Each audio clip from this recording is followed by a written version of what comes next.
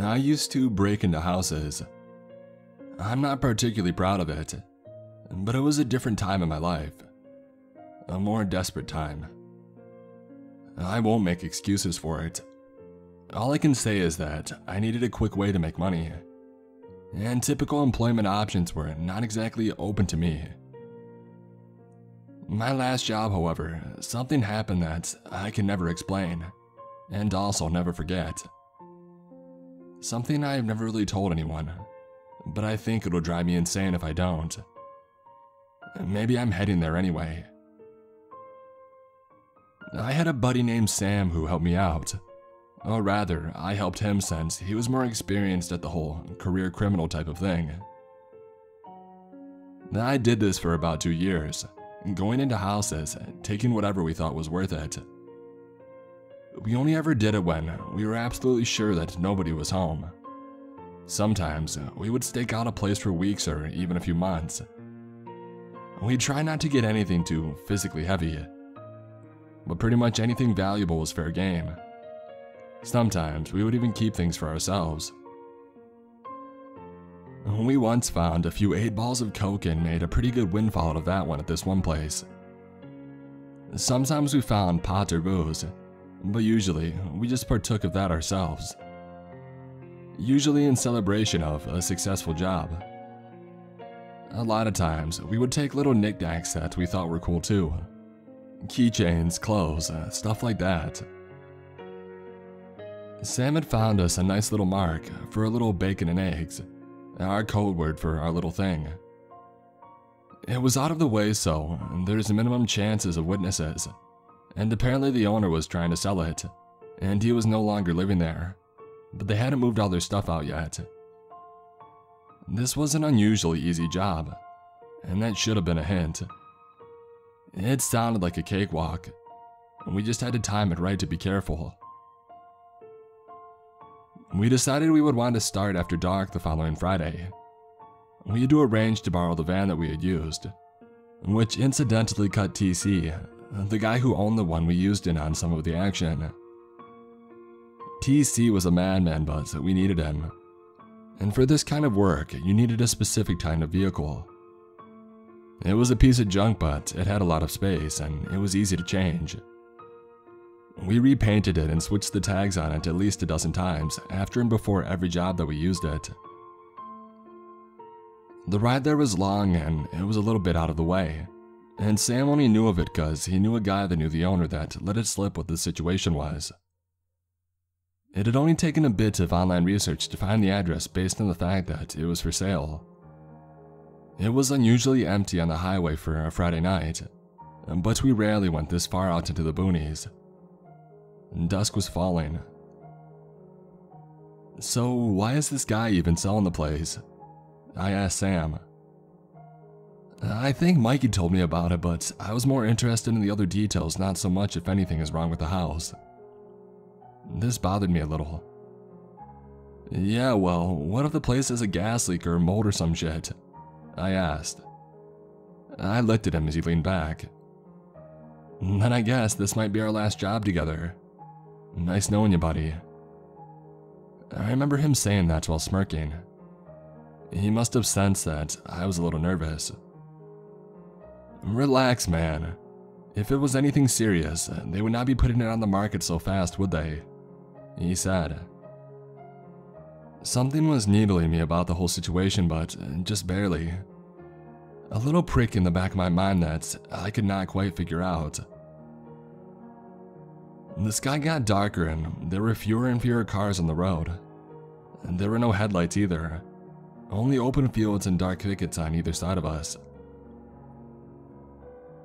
We got into town a bit after 10 p.m. and it was drizzling a little. We waited a bit longer at a gas station parking lot before going to the place. It was an old house, not like ridiculously so, but you could tell that it had probably been built before cars were a thing. The house was out of the way, a few blocks from any neighbors, so we had that as an advantage. It was 3 stories tall including the attic, but Sam also told me that there was a basement. It was fogging up from the rain, which was actually great, as it would give us further cover.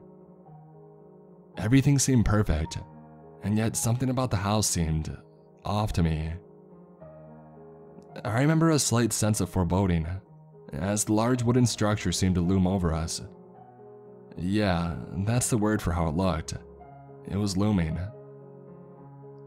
I remember thinking how tall it looked and yet narrow. It had a very angular design triangular roof, and it was made mostly of wood, it looked like. I asked Sam about the potential for cameras or alarms, and he shrugged. We had a police scanner in addition to radios to keep in touch. We just gotta boogie on out if there's alarms, and we got masks and gloves for cameras.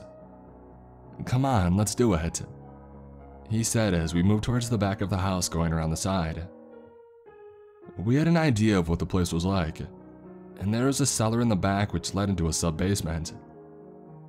We had brought bolt cutters and made short work of a chain and padlock. A faint spark flying from the strain of the cut as we opened the cellar doors carefully and looked down at the wooden steps that led into the dank dark basement. I remember the hair on the back of my neck standing up. I remember not knowing for sure that something was bothering me about this place. I was not a superstitious type. I never believed in ghosts or demons or anything like that. But there is just something about how this whole thing was going down. An instinctive dread that had been building steadily. It was more than the typical nerves and adrenaline that came with doing a job. This was different.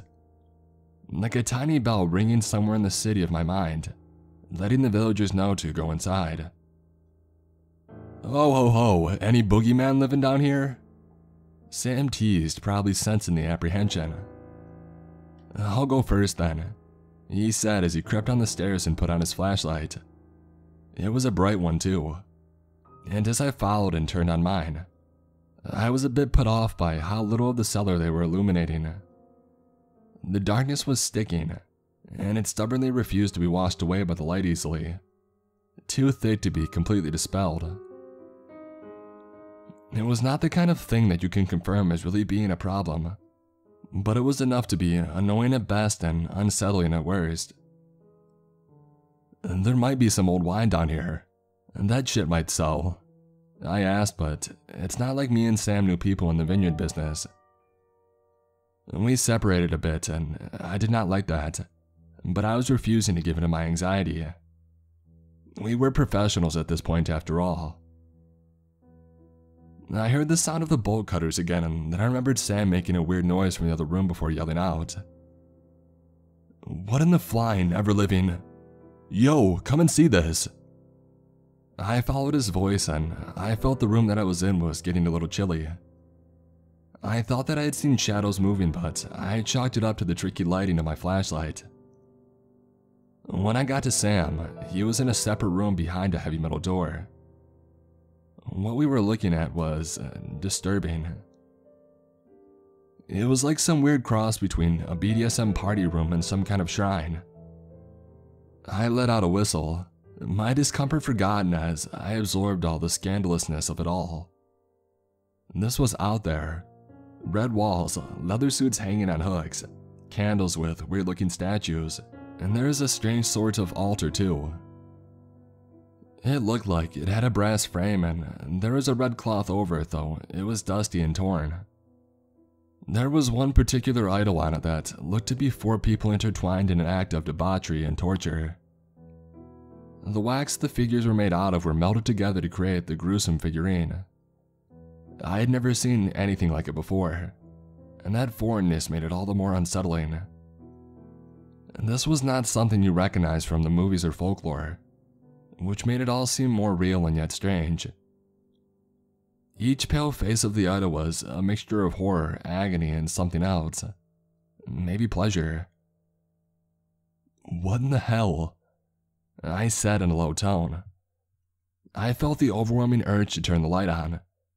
We normally did not turn the lights on for obvious reasons, but we were still in the basement and being seen was not likely anyway, given the house's relative seclusion.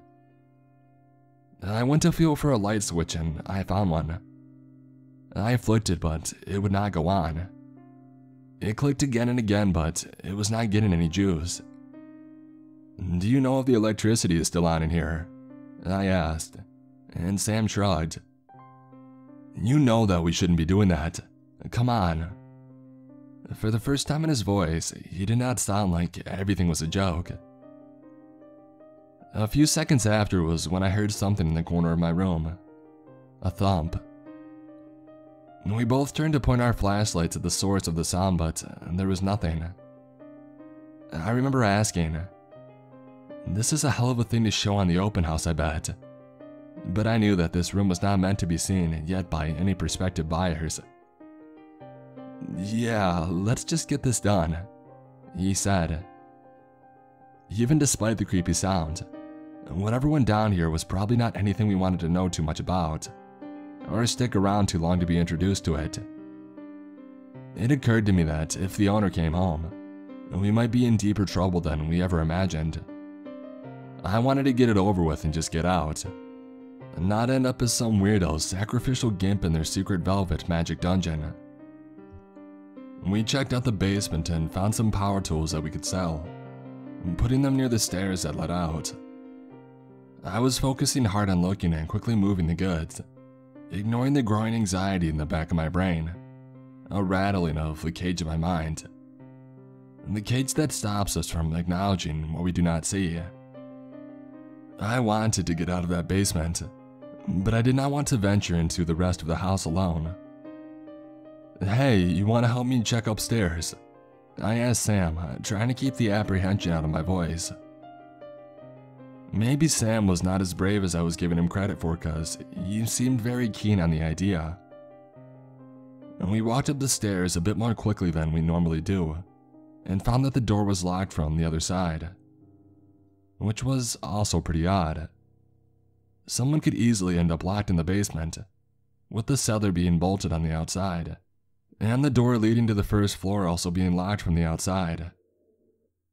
It was becoming apparent that this seemed to be the point, to keep somebody from getting out of the basement.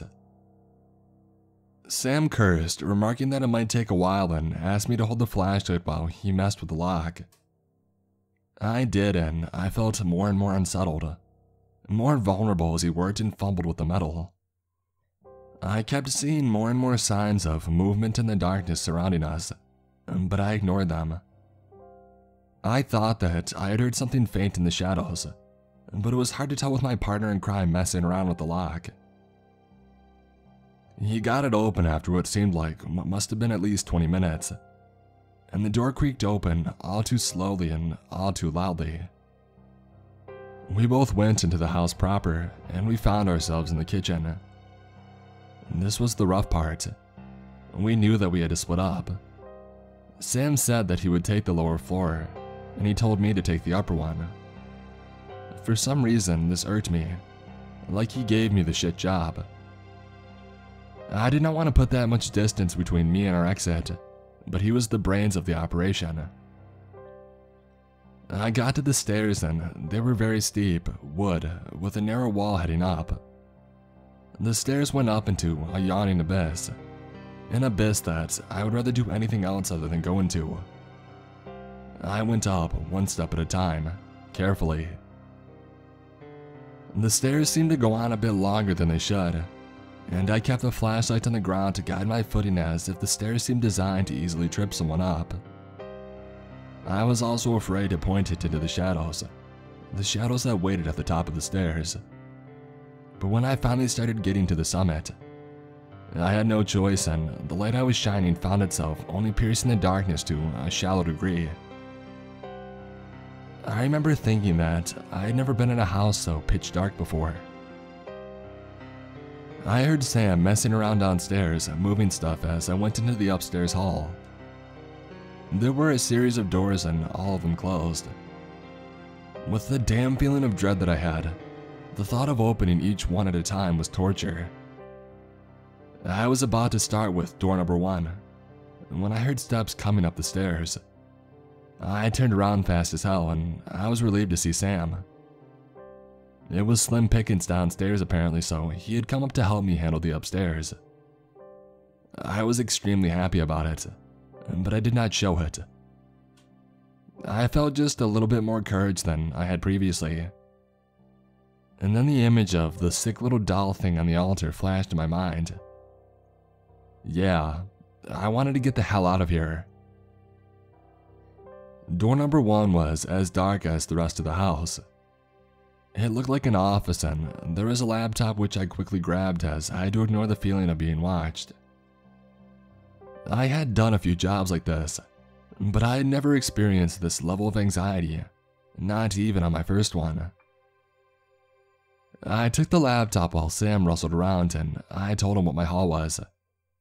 He asked if I had found anything else, and I said nothing valuable, but to be honest, I hadn't really looked all that hard. I just wanted to get out of here. I could not get that room in the basement out of my head. I asked Sam what he had found, but he was not answering, which both irritated and bothered me. "Sam!" I hissed.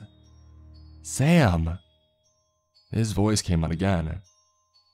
"Dude, there's another weird room in here." I cursed under my breath and I went in. It was like the room downstairs, but not as quite as ritualized. There were a bunch of weird little idols strewn about along with candles, and a bookshelf with all sorts of occult type stuff. I had seen enough. Door number 2 was disturbing, but not as bad as the basement. Sam, however, seemed more amused than he had been with the first one. "This guy is one sick puppy. Alright, go back downstairs to do a quick once-over, and let's get the hell out of here." I was happy to hear that, and I didn't need to be told twice, though I was not happy with separating at the time. I went downstairs and I looked around with my flashlight, seeing that there was an old heavy TV, the kind that most people hadn't used in at least 20 years. It wasn't worth taking, but I remember thinking that it was strange that they were still using such primitive stuff. I looked around a bit longer, going through some drawers, and there were some things that I might have taken for personal use under normal circumstances, but I wanted nothing to do with this place, much less wanting to take a piece of it home with me. I kept checking around, and that's when I saw it. That same statue that had been in the basement. The figure of the 4 intertwined bodies bound into the unspeakable or unknowable act. There was hunger, lust, agony, and bliss. I wondered how anybody could make one of these abominations, much less 2. I went to the basement to start bringing some of the stuff out of the house, and I could not help but take another look at that weird room. And that's when I noticed that the figurine was no longer on the altar. I remember an icy fist grasping my heart, and I turned on my walkie. The static hit me as I went on the channel. We both used walkies because, in case we ever got caught, they could not track our conversations or locations via cell phone. "Sam," I hissed. "Sam, did you move that sick-looking figurine upstairs?" There was nothing but static. I continued calling into the walkie. Just static. I tried once more. "Sam, answer me, damn it." The static turned. Sam's with us now. A voice whispered. That icy fist on my heart, it clenched harder. "What? Who is this?" The static returned, and I heard what I thought was a short chuckle. A voice came in once more and was deeper and far harsher, almost guttural. The word inhuman comes to mind. It was different than the last voice. Come see. I cursed hard, and I felt the overwhelming urge to drop the walkie, to throw it at the wall the same way one might throw a bug that had crawled on their hand. It invoked revulsion. The walkie was a bridge between me and whatever was on the other side of that channel, and more importantly, what was lurking upstairs. I was worried about Sam, very worried, but I was scared for myself too. But I wasn't just going to leave him up there. The thought occurred to me that this was a trick, a joke, But this was not a time for games, and even if it was one hell of a feat to pull something off like this. No, it didn't make sense. This was not a joke. I was torn between a sense of urgency in helping my friend and the dread of staying in this house and going further into it. I steeled myself as best as I could, and I decided that if I had to do it, I was going to be fast. And I ran up the stairs like a bat out of hell, into the kitchen and back towards the other narrow set of stairs that led upstairs to the second floor. I could hear banging on the walls, scratches. It was like the entire house was coming to life. I tried to ignore it, but it was damn near impossible, and it was all I could do to not piss myself and take off right then and there. Sam be damned, metaphorically and literally. I made it to those damn stairs. The darkness at the top was encroaching further down, invading beyond its borders almost aggressively. The darkness was getting more dense, getting deeper. "Sam!" I called up the stairs. I could not bring myself to walk up those steps into the pitch black. I was starting to panic, and I saw a shape at the top of the steps. It was a mass, and at first, I could not make it out in the darkness. But as it got closer, it became more clear. The lack of visibility did not matter, because I was not seeing whatever this was with my eyes. The only way that I can describe it was that I was seeing it with my soul. It was the figurine, only life-size now. The four writhing bodies all bound together, melted as if their skin was made of wax. Limbs intertwining as they flailed and the abomination crawled slowly down the stairs. I could hear my heart beating in my head, the scratching, the knocking. It had all stopped as if a reverence for what was now coming down those stairs to meet me. Its steps uneven from the extra limbs. The deliberate shuffle began as it navigated its way down the path, coming down to me. Its other limbs stretching out as if to embrace me, beckoning me into the hell of its existence. One of the faces turned to look at me, twisted in the rictus of a dozen sensations, lost in equal parts bliss, terror, and torment. It was Sam. I ran. When I did, the noise of the house erupted again, everything banging, and there was a shrieking sound reverberating from the walls that echoed across it, sounding like dozens of separate voices, each one distant. There was accusation in those shrieks, anger, hunger.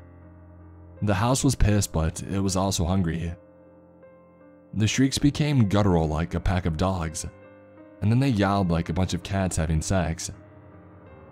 I ran for the basement, but the door slammed shut, and I tried to open it, but it would not budge an inch.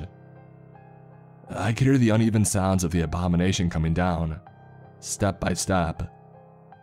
And then I heard a louder crash. It sounded like it had thrown itself down the steps. It wanted me that bad. It was not wasting time like some horror movie monster trying to build suspense. It was not trying to scare me. It was trying to take me. I thought that I heard Sam's voice weeping. It hurts so good. It hurts so damn good, buddy. Come get some of this. I screamed and I pulled with all my might, and the door finally unjammed and I headed down the stairs, tripping halfway down and hitting the ground.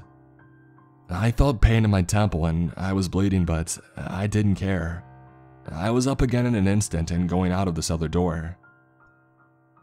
On my way out, I felt something reach out of the weird room, groping for my neck, clammy and vice-like. It tore my hoodie, but it slipped as I ran out into the moisture of the night. I did not care about the goods. I did not care about anything other than getting as much distance from me in this place as I could. Luckily, TC's piece of shit van didn't need a key, and it was turned on via a screwdriver. I jumped in and I fumbled for it, looking frantically in the rearview mirror. The storm was picking up now. I fumbled harder and it did the trick. The van sputtered to life and I punched it out of there. I only stopped for gas once, and I was gripped by paranoia, thinking that I saw the abomination in every dark corner. I tried to tell TC what had happened, but I could not really bring myself to speak of it. He was pissed he did not make anything out of it either, and he told me to lose his number, accused me and Sam of holding out on him. I never figured out what that house was supposed to be, and I was too afraid to even look it up again to see if it had sold. I'm thinking of doing it again, but even opening that tiny door terrifies me. The house taught me something profound in the brief time that I spent in there. Not knowing was better sometimes. As for Sam, I checked desperately for any news of him being found in that town, but there was nothing. I did not know his family, nor many of his friends, and nobody came to ask me about him. Sam was prone to wanderlust, and this was not the first time that he had just upped and vanished as far as everybody else was concerned. I knew what happened though. There it had told me. Sam was with them now. He would always be with them.